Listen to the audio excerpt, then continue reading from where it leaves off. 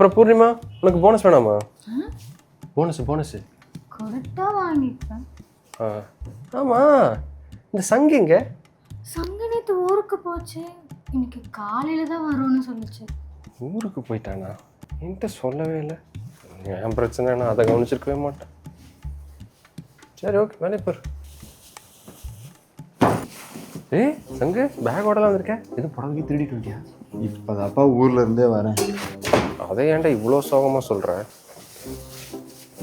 டேய் சங்கு, ஆயுத பூஜைக்கு வருது, எல்லாம் ரெடி பண்ணணும் சரியா? நீயும் அவளும் சேர்ந்து இங்கே மாறி டெக்கரேஷன் பண்ணிடுங்க. ஓகே, நான் அதெல்லாம் கொஞ்சம் எடுத்து வச்சிடுறேன்.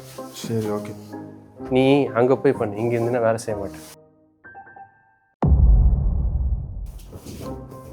சங்கு, போனஸ் வேணுமா? ஏப்பா நீ வேற, போய் வேலையை பாரு போ.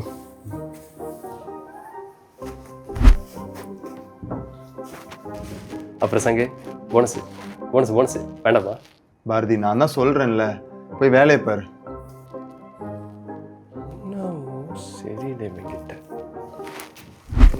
போனஸ் பாரதி, ஒரு தடவை சொன்னா புரியாதா உனக்கு? எல்லாத்துக்கும் ஒரு லிமிட் இருக்கு.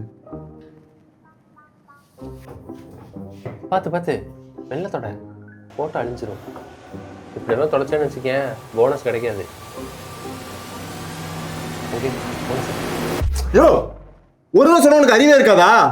எல்லா டைமும் விளையாண்டே இருக்க முடியாது. போய் வேலையை பாரு போ. சும்மா போ பாரதி, பேசாத.